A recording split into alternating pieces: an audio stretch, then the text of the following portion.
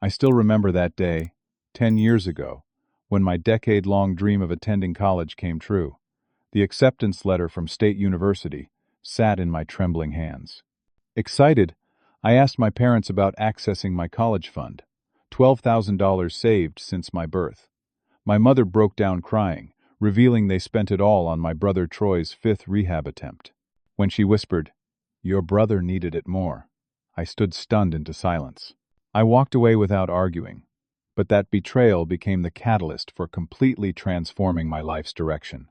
I never imagined where that moment would lead me. Growing up in our suburban home in Ohio, I always knew my place in the family hierarchy. I was Gustav, the responsible one, the reliable son who never caused trouble. My brother Troy, 2 years older, was the shining star, the one whose smile lit up a room and whose charisma drew people to him like moths to a flame. My parents, Lisa and Robert, never tried to hide their favoritism. Troy was special, exceptional, destined for greatness. I was just dependable. The pattern started early. On my 8th birthday, I received practical gifts: clothes, books, a savings bond for college. Troy, even when it wasn't his birthday, would get the latest gaming console or expensive sports equipment. "Your brother has special talents that need nurturing," Mom would explain when I questioned the disparity.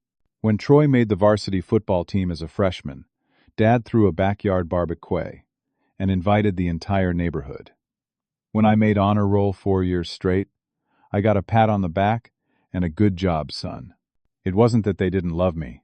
They just loved Troy differently. By 16, I was working weekends at Harrington's Grocery, bagging items and collecting carts. Every dollar I earned went into my own savings for additional college expenses. I knew the $12,000 my parents promised wouldn't cover everything. By 18, I'd moved up to the hardware department at Maxwell's, working 30 hours a week while attending community college part-time. Troy's path took a different direction. His popularity made him a fixture at high school parties. By 14, he was drinking regularly. By 17, he was popping pills. By 20, he'd moved on to harder substances I couldn't even identify. The first rehab came after Troy wrapped his car around a tree, miraculously walking away with only a broken arm. Just a wake-up call, Dad called it, liquidating a CD to pay for the 30-day program. Troy came home sober, lasted 6 weeks, then relapsed at a friend's wedding. The second rehab followed an arrest for possession. Mom sold her grandmother's jewelry to cover the costs. "It's what Nana would have wanted," she insisted, though I remembered Nana specifically setting aside certain pieces for me to give my future wife. Rehabs 3 and 4 came and went, each funded by another piece of my parents' financial security vanishing. Their retirement accounts dwindled. A small inheritance from Dad's uncle disappeared. Through it all, I kept working, studying at community college, and dreaming of transferring to finish my degree at a university. I loved Troy. Despite everything, he was my brother. When he was clean, glimpses of the charismatic boy I'd idolized would shine through. But I'd become a footnote in my own family, the steady backdrop against which Troy's dramatic saga played out. My achievements were acknowledged with distracted nods, my presence often an afterthought. When the acceptance letter from State University arrived that spring day, I was 25. Older than most students, yes, but finally ready to complete the degree I'd been chipping away at for years. The $12,000 fund my parents had started at my birth was meant to be my launching pad, modest, but enough to help me transfer from community college and finish my bachelor's degree without crushing debt. I remember staring at my mother across the kitchen table, watching tears roll down her cheeks as she explained that Troy's 5th stint in rehab had depleted not only their savings, but my college fund as well. "We had no choice, Gustav. He could have died." I nodded, numb, and walked upstairs to my childhood bedroom. That's when I found it, tucked in an old yearbook, as I was mindlessly flipping pages. A birthday card from my grandparents on my 18th birthday. Inside, along with warm wishes, was a note. "We've added $5,000 to your education fund. Your future is bright, Gustav." $5,000 I'd never known about. $5,000 that had apparently vanished into the black hole of Troy's addiction alongside the rest. Money explicitly earmarked for my education. That was the moment something broke inside me, a crack in the foundation of family loyalty I'd clung to despite everything. Not just the money, but the fact that my parents had never even mentioned this gift. It wasn't just a betrayal of me, but of my grandparents' wishes as well. That night I didn't sleep. I stared at the ceiling, the acceptance letter on my chest, and made a decision that would alter the course of my life forever. The morning after discovering the truth about my college fund, I confronted my father in the garage where he was tinkering with his old Chevy, a project car that somehow always had budget for parts, despite our family's financial struggles. "Dad, why didn't you tell me about Grandpa and Grandma's $5,000 gift for my education?" His wrench paused mid-turn. Without looking at me, he said, "We were saving Troy's life, Gustav. Your brother could have died. What would you have had us do? You could have told me. You could have asked. It was meant for my education." He finally turned to me, his expression hardening. "Your brother needed it more. You've always been the strong one, the independent one. Troy needs us." That conversation clarified everything. In their eyes, my strength was not something to nurture, but to exploit. My responsibility was not something to reward, but to expect. My dreams were secondary to Troy's survival. 3 days later, I moved out of my childhood home and into the cheapest apartment I could find, a cramped 2-bedroom I shared with 3 other guys. Jerry worked construction, Phil delivered pizzas, and Damon did something with computers he never clearly explained. None were friends, just economic necessities to split the $800 monthly rent. I kept my job at Maxwell's Hardware but switched to overnight stock shifts to increase my hourly rate. I maintained my community college classes but reduced my course load to accommodate my work schedule. Sleep became a luxury, something I caught in 3 or 4 hour increments between shifts and classes. It was during these overnight shifts that I met Jake Thornton, a 40-something manager with calloused hands and observant eyes. Jake noticed when I nearly fell asleep organizing fasteners at 3 in the morning. "College kid?" he asked, handing me a cup of coffee so strong it could have stripped paint. I nodded, taking a grateful sip. "Community college. Trying to save up to transfer." Jake leaned against the shelving unit. "Tough road. I did something similar back in the day. Got my business degree taking night classes for 6 years while working full-time. That began a friendship that would prove pivotal in my life. Jake saw something in me, a determination perhaps that resonated with him. 2 weeks later, he helped me secure a better-paying position at the warehouse that supplied Maxwell's. The hours were grueling, but the pay increase meant I could set aside a little more each month toward my university transfer. My relationship with my family became distant, limited to brief visits on major holidays where conversation stayed superficial. Troy would be doing well, or Troy had a setback, or Troy needed everyone's support right now. My mother would ask about my classes with genuine but fleeting interest, before the conversation inevitably circled back to my brother. During this time, I was dating Heather Lewis, a pharmacy technician I'd met through a community college study group. She was smart, driven, with ambitions to become a pharmacist. But as my work hours increased and my availability decreased, our relationship suffered. Our date nights dwindled from weekly to monthly. Our conversations grew shorter, less engaged. "I barely see you anymore, Gustav," she complained during one of our rare dinners together. "And when I do, you're half asleep." "It's temporary," I assured her, though we both knew that was optimistic at best. "Once I transfer and finish my degree, things will improve."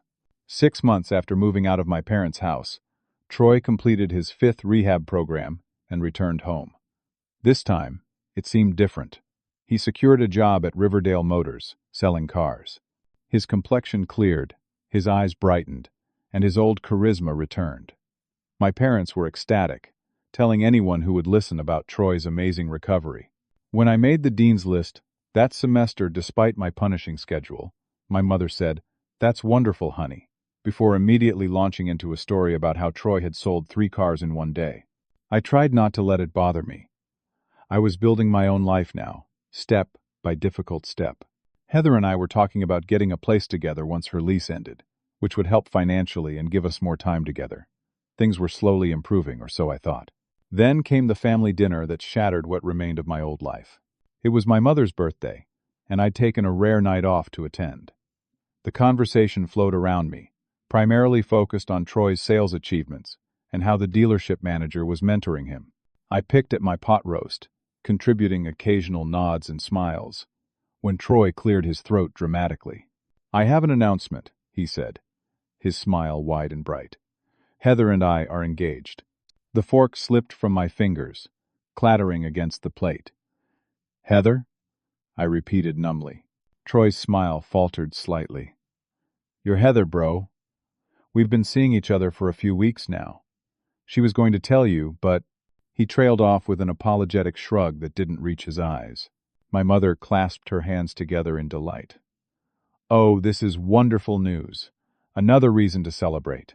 As my family erupted in congratulations and questions about wedding plans, I sat frozen, piecing together the signs I'd missed. Heather's increasing distance, her vague excuses, the way she'd stopped asking about my transfer plans. While I'd been working overnight shifts to build our future, she'd been building a different one with Troy. I left without saying goodbye, ignoring my mother's concerned calls. In the driveway, I vomited into the bushes, the betrayal burning in my throat like acid. Not just Heather's betrayal, but Troy's, and my family's immediate, unquestioning celebration of it. Walking to my car, I realized with perfect clarity I was entirely alone. The weeks following Troy and Heather's announcement were the darkest of my life. I dropped my community college classes mid-semester, unable to focus on equations or essays while my mind replayed every interaction with Heather, searching for clues I'd missed. I was written up twice at the warehouse for errors in shipments, my attention scattered and unreliable.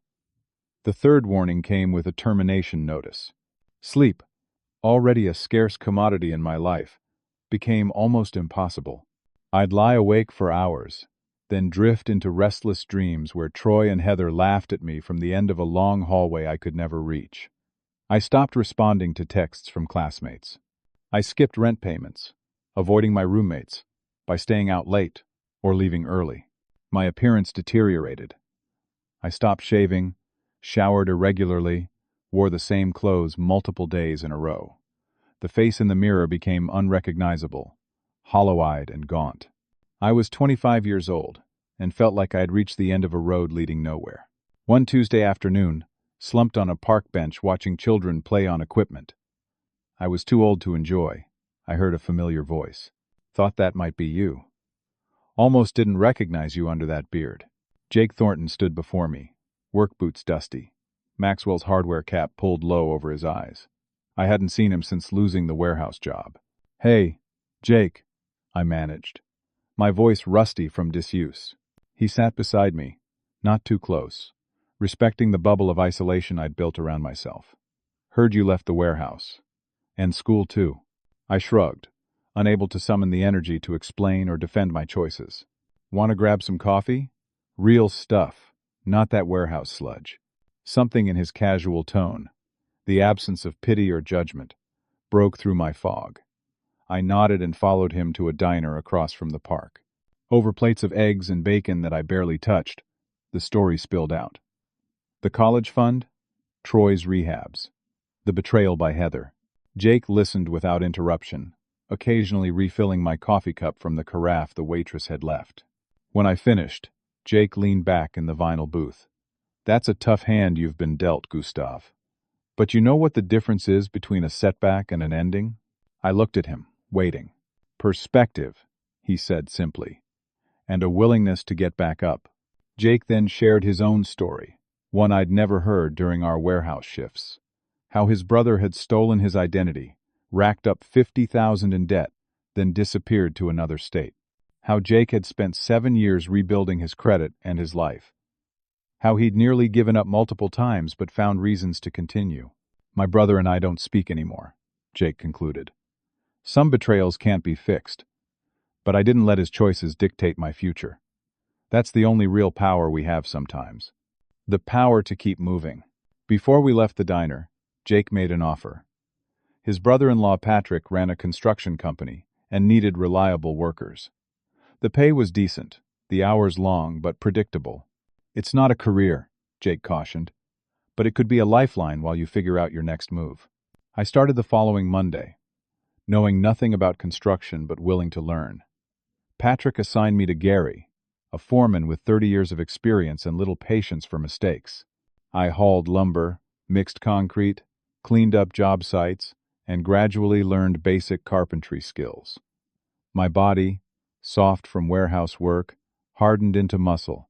The physical exhaustion helped me sleep for the first time in weeks. Money remained tight. I moved to an even smaller apartment, counting pennies for groceries and walking 3 miles to work when my car finally died. I'd set aside just enough from each paycheck for a bus pass to visit my parents on my father's birthday. I almost didn't go. The thought of seeing Troy, possibly Heather too, made my stomach clench. But some stubborn part of me refused to be erased from family occasions, to become truly invisible. The celebration was subdued. My mother's smile seemed strained as she hugged me at the door, her eyes darting to my father, who nodded stiffly in greeting. Troy was there without Heather, which provided a small relief. Dinner was a performance of normalcy that fooled no one. My mother filled silences with chatter about neighbors and church activities.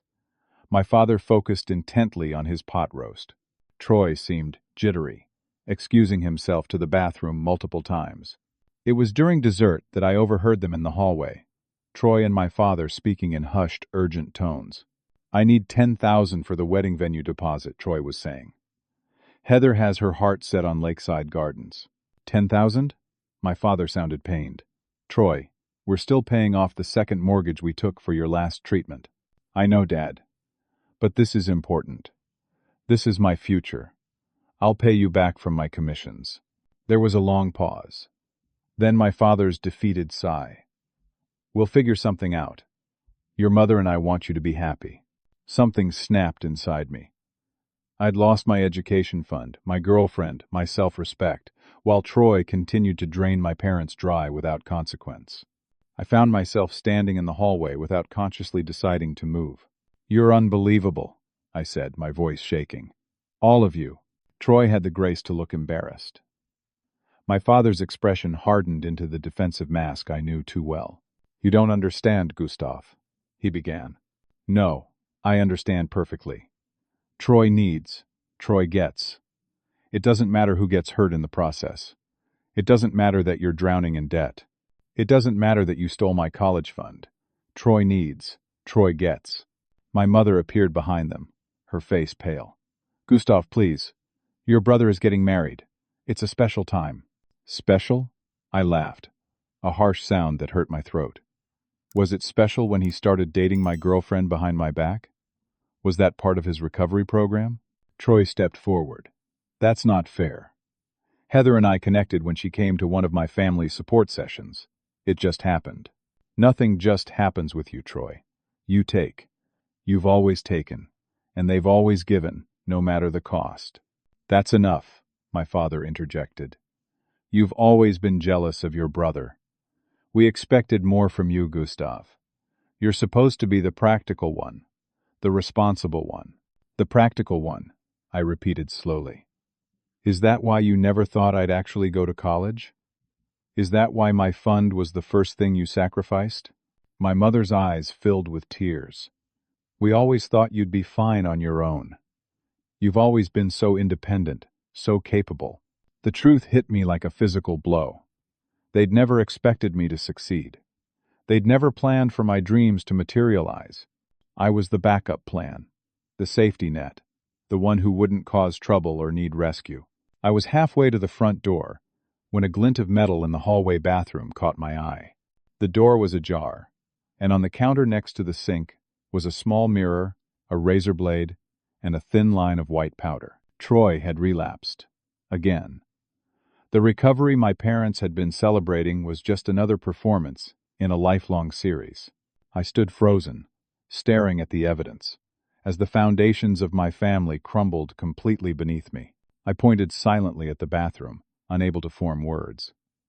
My father followed my gaze, confusion giving way to horror as he stepped forward to investigate. My mother's hand flew to her mouth, a small wounded sound escaping her. Troy's reaction told me everything. Instead of shock or shame, his expression calculated, measuring the damage, planning his defense. "It's not what you think," he began, the familiar script already forming. "Stop," I said, finding my voice at last. "Just stop. I can't do this anymore." My father emerged from the bathroom, his face ashen. "Troy, what is this? Tell me this isn't what it looks like." Troy's demeanor changed instantly, eyes welling with practiced tears.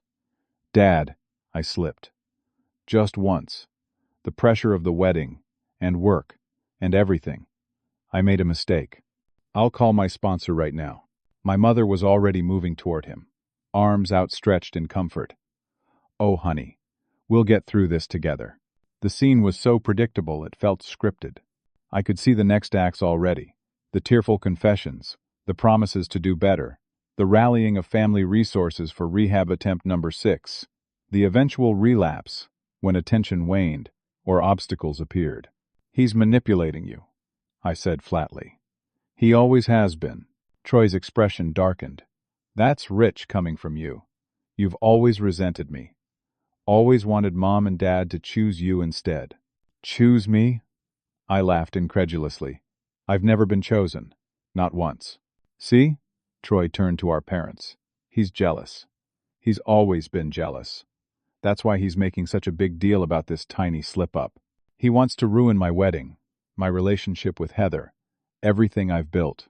I watched my parents' faces, saw the doubt creeping in, the willingness to believe Troy's version of reality. It was a pattern so deeply ingrained, none of us knew how to break it. "I'm done," I said quietly. "I can't watch this anymore. I can't be part of it." I walked out the door without looking back, my father's calls fading behind me. I took the bus back to my apartment, packed a duffel bag with essentials, and called Jake. "Can you help me find a place in Westbrook?" I asked, naming the neighboring city 30 miles away. "I need a fresh start." 2 days later, I was settling into a small room in an apartment Jake's cousin owned near the Westbrook construction site where Patrick's company had just begun a new project. The rent was reasonable, the commute walkable. Most importantly, it was far enough from my family that accidental encounters would be impossible. I blocked my parents' numbers and deleted my social media accounts. The only connection to my old life was Jake, who promised not to share my new address without permission. The next weeks passed in a blur of physical labor and emotional numbness. I worked longer hours than required, volunteering for the most demanding tasks. Exhaustion became a shield against thinking, against feeling. It was on a scaffolding, 3 stories up, installing windows in a new office building, that I met Sam Cooper.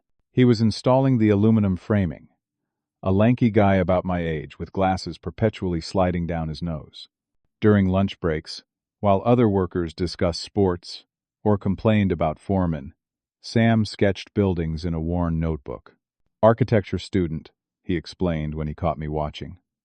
"Working construction helps pay tuition and gives practical experience.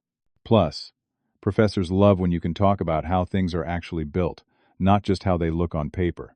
Something in his casual certainty about his path stirred an old ember inside me. I was going to transfer to State University before. Life happened. Sam looked up from his sketch.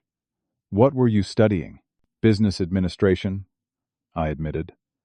"Seemed practical. Were you passionate about it?" The question caught me off guard. Passionate? I'd chosen it because jobs would be plentiful, the degree versatile. Passion hadn't entered the equation. "Not really," I confessed. "It was just a path to a stable future." Sam nodded thoughtfully. "Nothing wrong with stability.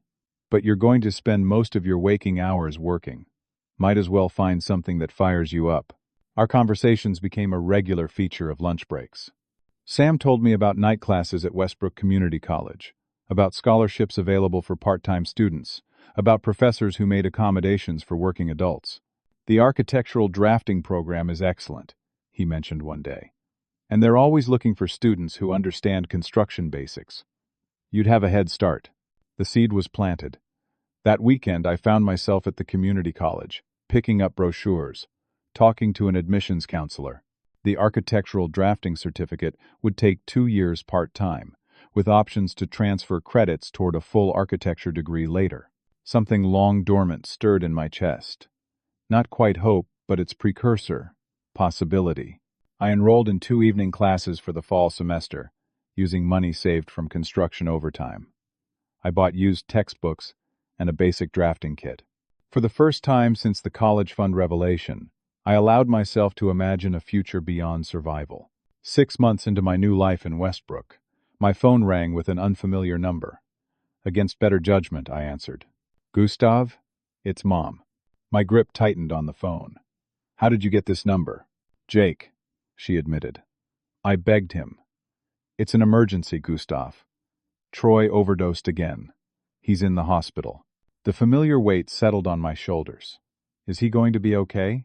"Physically, yes," her voice cracked. "But he needs support. We all do. Please come home. Just for a few days." I closed my eyes, seeing the path before me with perfect clarity. The tearful reunion, the promises, the gradual pulling back into family dysfunction, the sacrifice of my newly forming dreams on the altar of Troy's addiction. "I can't, Mom. I'm sorry about Troy, but I can't come back." Her breathing hitched. "He's your brother, Gustav. Family sticks together. Family should support each other's growth, not enable destruction. I'm finally building something for myself. I can't risk that right now. Your father and I need you," she pleaded. "We can't handle this alone anymore." The admission surprised me. For the first time, my mother was acknowledging their limitations, their exhaustion. But it changed nothing. "I'm sorry," I repeated firmly. "I can recommend some family support groups. They help me understand addiction isn't just about the addict." She hung up without responding. 2 weeks later, I received another call, this time from my father. The conversation was brief, tense. Troy was entering his 6th rehab facility. Heather had left him. My parents were struggling to make mortgage payments after taking a second loan for Troy's treatment. "We made mistakes with you, Gustav," my father said stiffly, as close to an apology as he'd ever come.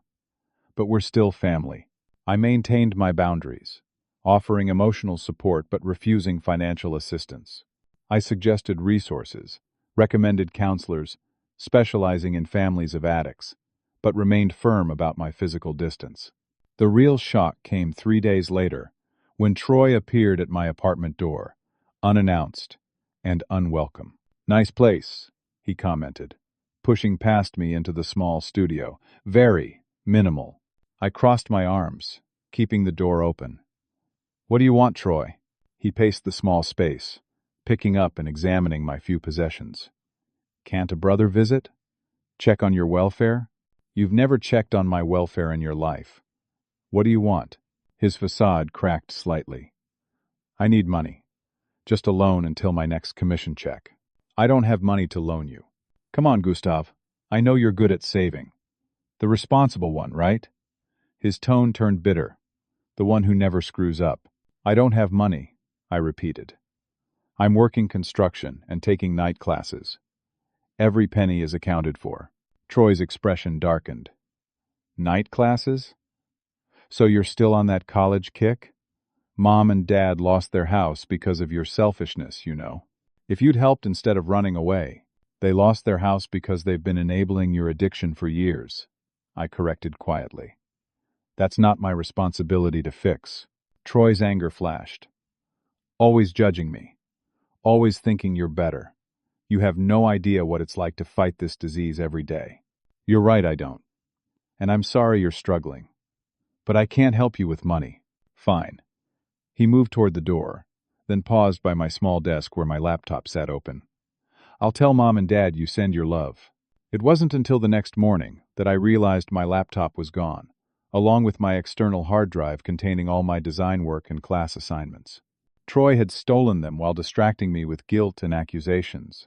As I stood staring at the empty desk, I felt something shift inside me. Not just anger or betrayal, but clarity. This cycle would never end unless I made it end. Troy would continue taking, My parents would continue enabling, and I would continue losing unless I changed the pattern completely. I picked up my phone and called the police.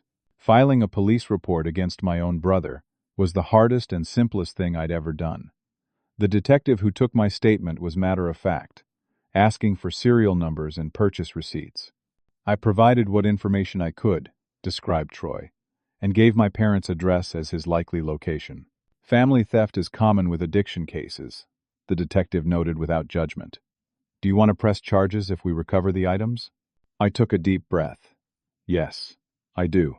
With my laptop gone, I had to explain to my drafting professor why I couldn't submit my midterm project.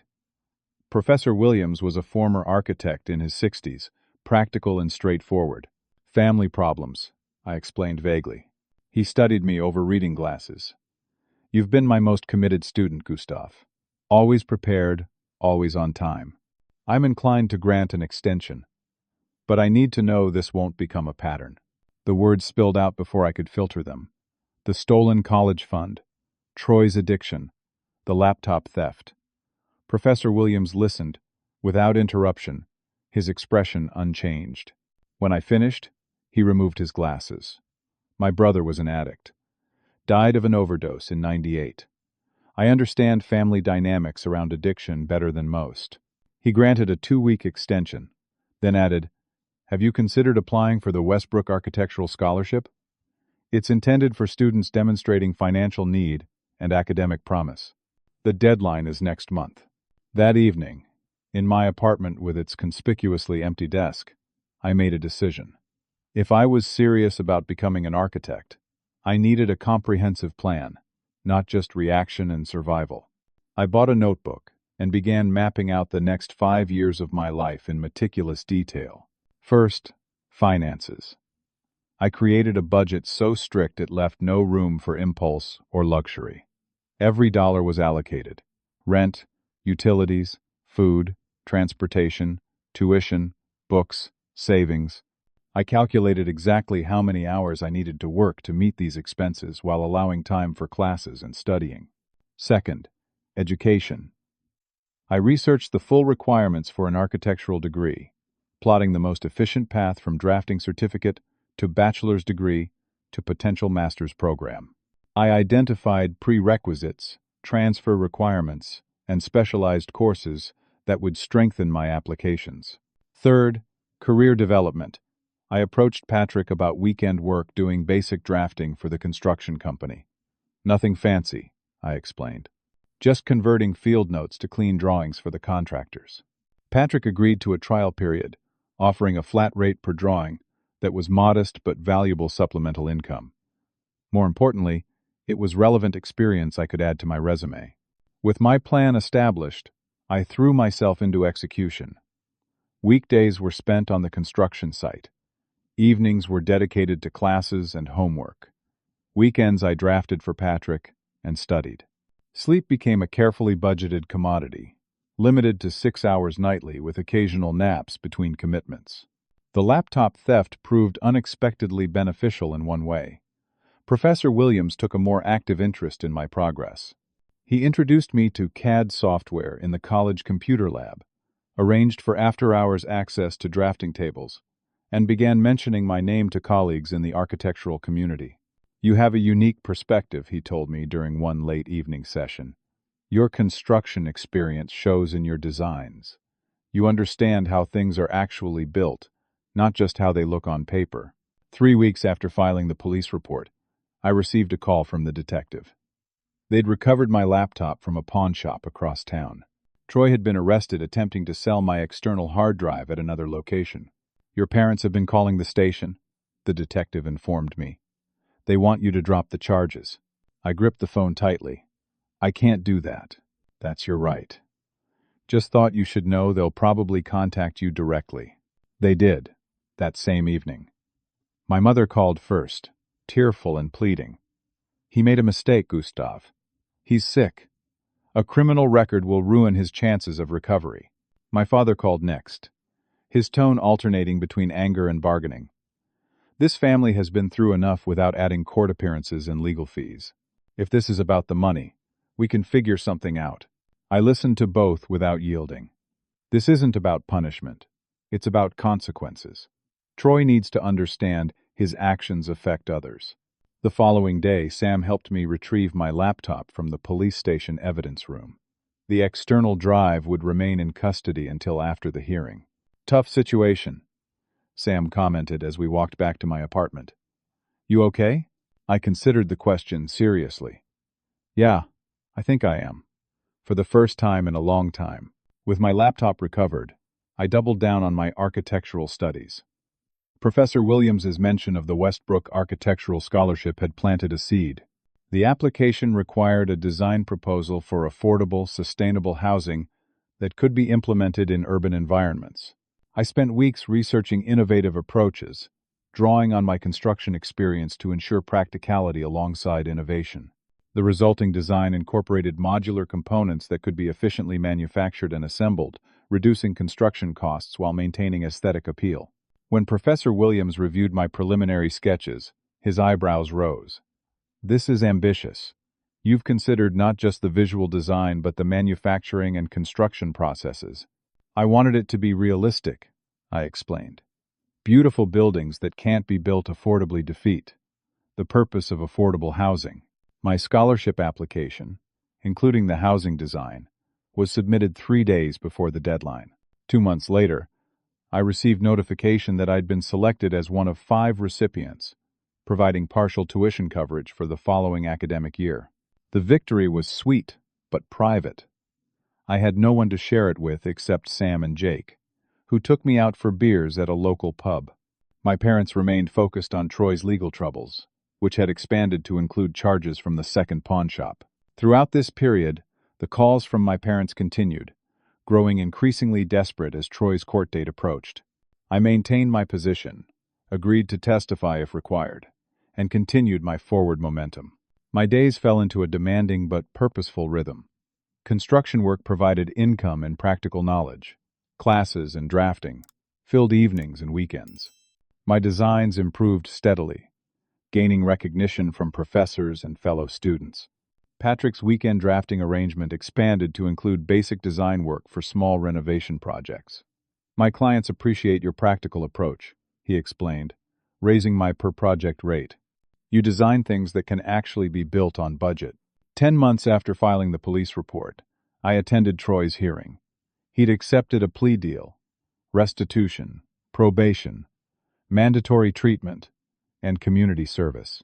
My parents sat on the opposite side of the courtroom, not acknowledging my presence. Troy looked diminished in his borrowed suit, the charisma dimmed by consequence. When permitted to address me as the victim, he spoke without making eye contact. I'm sorry for taking your property. I was desperate and not thinking clearly. The words were correct but empty, a performance for the judge rather than genuine remorse. I nodded in acknowledgement but said nothing. As I was leaving the courthouse, my mother intercepted me in the hallway. We had to take a second mortgage on the house for his legal fees, she said, her tone accusatory. If you'd dropped the charges. If you'd held him accountable years ago, we might not be here now, I responded quietly. I'm sorry you're struggling, but I can't fix this for you. The encounter reinforced my conviction that distance was necessary. I continued building my new life with single-minded focus, gradually expanding my professional network through Professor Williams and construction contacts. My designs won 2 student competitions, adding modest prize money to my education fund and valuable lines to my resume. 2 years after leaving my family home, I'd completed the architectural drafting certificate with honors and was halfway through the associate's degree program. My construction job had evolved to include project management aspects, with a corresponding increase in pay. The weekend drafting work had developed into a small but growing client base of my own. The path ahead remained challenging, with years of education still required to reach my ultimate goal. But the foundation was solid. I was building a future on my own terms, brick by deliberate brick. Then Troy showed up at my apartment again, thin and haggard but sober according to the probation-mandated weekly tests. He carried a leather portfolio under one arm. "Can we talk?" he asked, remaining on the threshold, until I reluctantly stepped aside. Once inside, he opened the portfolio and extracted a stack of pages, handing them to me without explanation. "What is this?" I asked, flipping through what appeared to be handwritten letters. "Part of my recovery program," Troy explained, his voice subdued. "Writing letters to people I've hurt. Taking responsibility without excuses or expectations. You don't have to read them now. Or ever. I just needed to give them to you." I set the pages on my small dining table. "Is that all?" Troy shook his head. "I also came to tell you Mom and Dad lost the house last month. They're living in a 2-bedroom apartment near Dad's work." He paused. "They didn't want me to tell you. They're ashamed. The news should have satisfied some vindictive part of me, proof that enabling behavior carried consequences. Instead, I felt a dull ache for the home I'd grown up in, imperfect as it was. "I'm sorry to hear that," I said sincerely. Troy nodded, turning to leave, then hesitated. "There's one more thing. I found this when we were clearing out the house." He pulled a folded paper from his jacket pocket. "It's from your last rehab stay. I thought you should have it." After he left, I unfolded the paper. It was a letter Troy had written during his 5th rehab program, addressed to family but clearly focusing on me.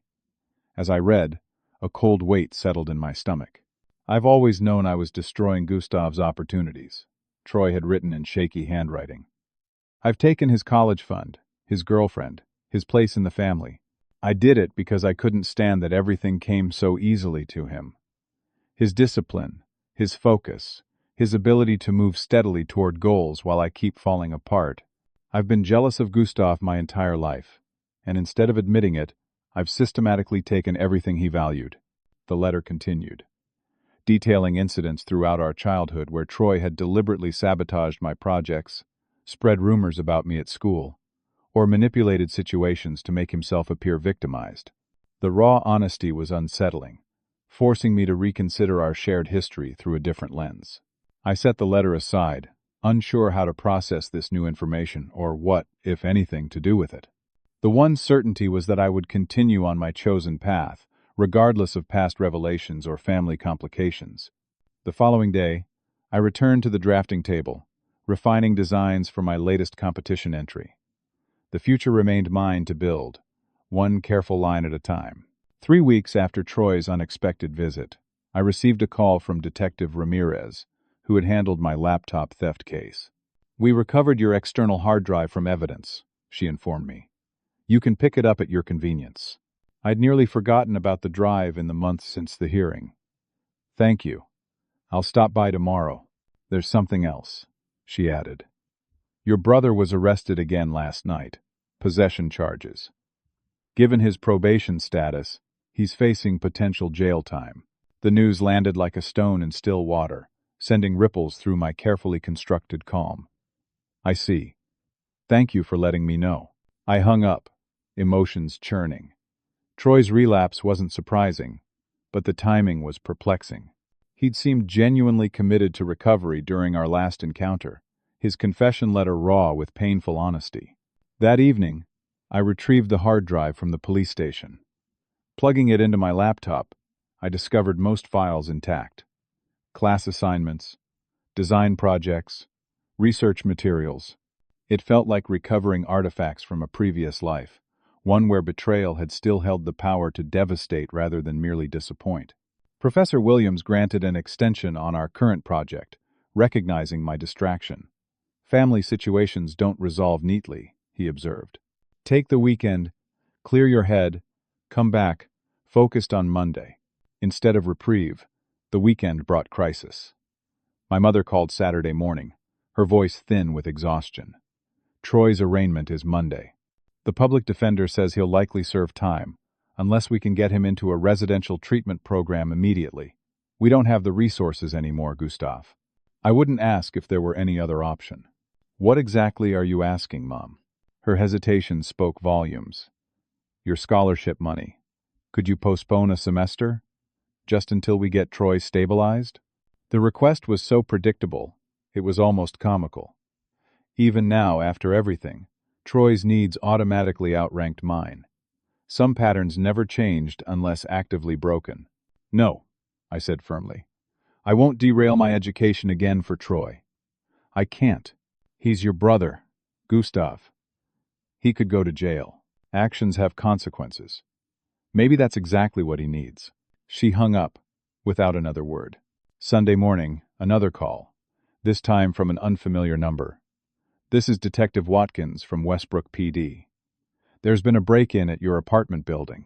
Your unit was specifically targeted. My stomach dropped. Was anything taken? Neighbor interrupted the attempt. Suspect fled but dropped some items. We need you to identify if they're yours. At the police station, an officer presented a plastic evidence bag containing a familiar leather-bound sketchbook and several draft designs for my current project. These yours? I nodded, recognition dawning. Yes. They were in my desk drawer.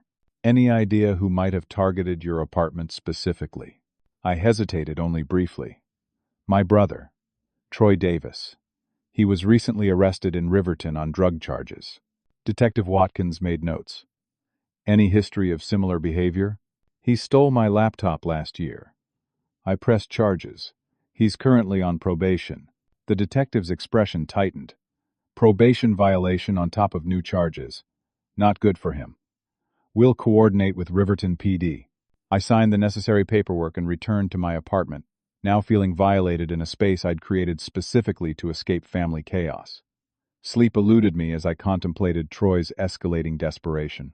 The following morning, I arrived at Professor Williams' office before his scheduled office hours.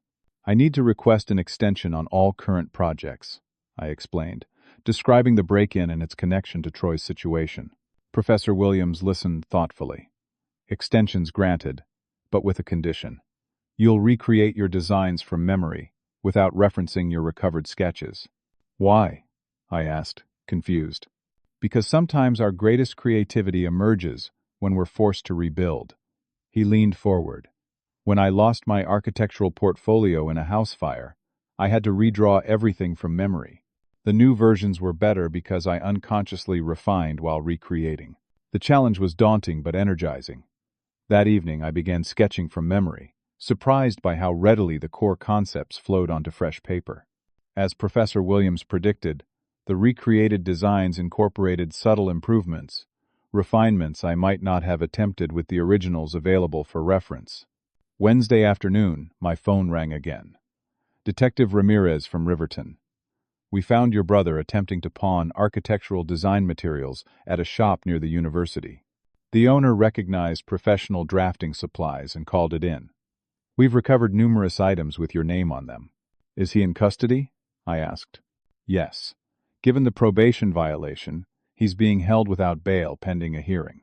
I thanked her for the information, then sat motionless at my drafting table, contemplating the implications. Troy had escalated from opportunistic theft to targeted burglary. The pattern was clear. As his options narrowed, his behavior became more desperate, more destructive. That evening, my parents called, their voices on speakerphone filled with familiar patterns of denial and bargaining. There must be some mistake, my father insisted. Troy wouldn't break into your apartment. The police recovered my stolen property from him, I countered. There's no mistake. He's sick, Gustav, my mother pleaded. You need to drop the charges. He needs treatment, not jail. He's had 6 chances at treatment. Each time you've sacrificed everything to save him, and each time he's chosen to return to drugs. At some point, consequences have to matter. You've become cold, my father accused. Unforgiving. This isn't how we raised you. No, I agreed. You raised me to be the responsible one, while enabling Troy to avoid responsibility. That dynamic ends now, at least for me. The conversation deteriorated further, ending with my mother in tears and my father's angry proclamation that I was no longer part of this family. Old words that might once have devastated now merely confirmed what I already knew. They would choose Troy's destruction over my success, every time. Friday morning, I received an unexpected call from the Riverton County Detention Center. Troy, requesting a 3-way call with our parents present. Against my better judgment, I agreed. The call connected with the automated announcement from the detention facility, followed by my mother's tearful greeting to Troy, and my father's gruff acknowledgement of my presence. "I've asked you all here because I need to say something," Troy began, his voice tinny through the poor connection. "I'm guilty. I stole Gustav's laptop last year. I broke into his apartment this week. I've been stealing from our parents for years. I need to face that without excuses." The admission hung in the silence. My mother began to object, to offer the familiar rationalizations. But Troy interrupted. "No, Mom. Stop.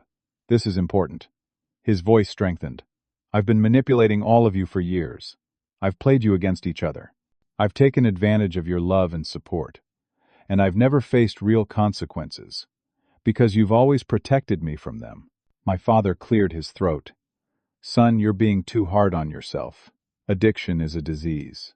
"Yes, it is," Troy agreed. "But my behavior is still my responsibility. Gustav was right to press charges last year. He's right to press charges now. I need consequences. Real ones." The conversation continued, uncomfortable truths emerging that had never been spoken aloud in our family. Troy admitted resenting my academic success and deliberately sabotaging my opportunities. My parents acknowledged enabling his addiction while taking my stability for granted.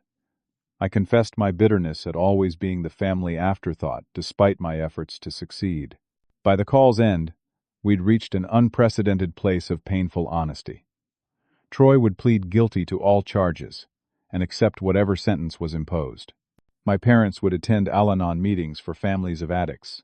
I would maintain my boundaries while opening limited communication. The following Tuesday, I attended Troy's hearing. The judge reviewed his record, noting the repeated chances and escalating behavior.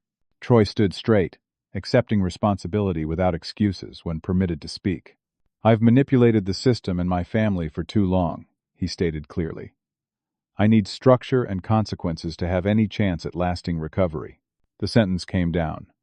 18 months in state prison with mandatory addiction treatment programming, followed by 3 years of supervised release with regular testing. As Troy was led away, he caught my eye briefly. No smile, no charm, just a clear-eyed nod of acknowledgement. For the first time in our adult lives, we saw each other without illusion or performance. In the courthouse hallway, my parents stood awkwardly distant from me. My mother's eyes were red-rimmed but dry. My father looked older than his 57 years. Shoulders slumped under an invisible weight.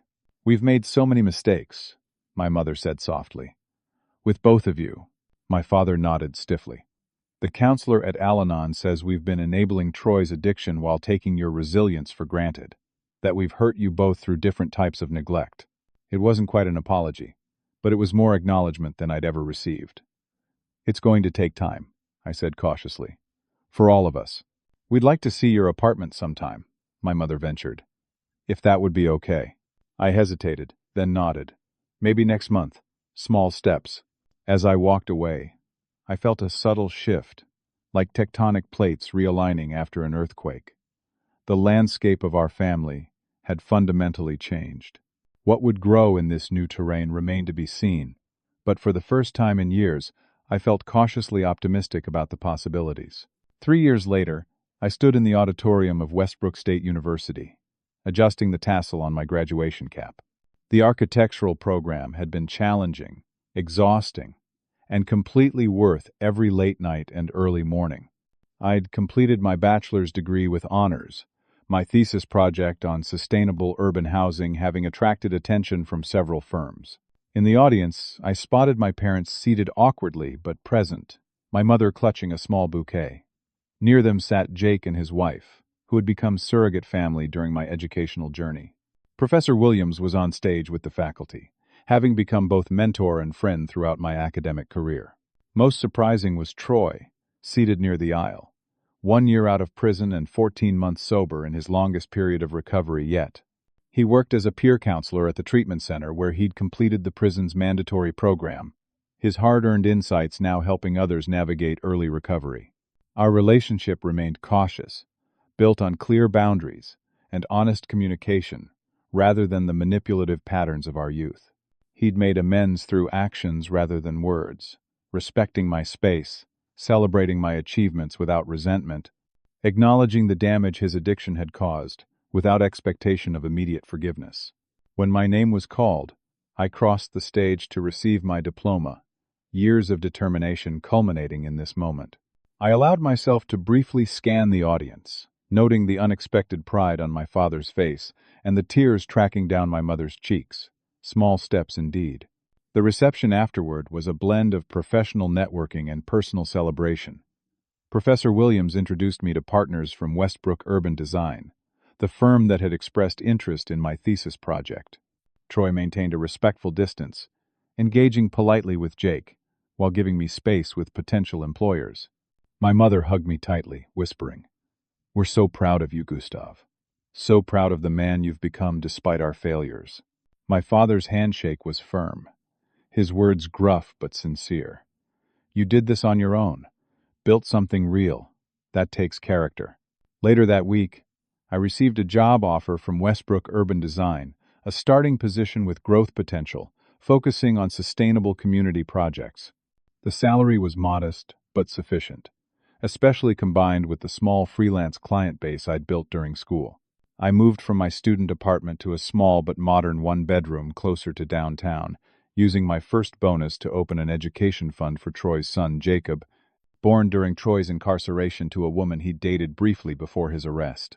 Though Troy and Jacob's mother weren't together, Troy had committed to being present in his son's life, maintaining sobriety, and contributing financially through his work at the treatment center.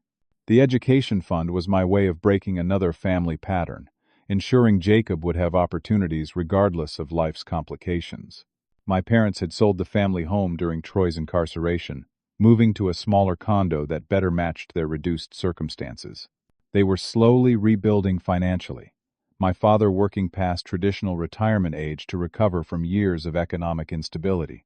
I helped them create a realistic budget and debt reduction plan, knowledge I'd gained through my own financial struggles.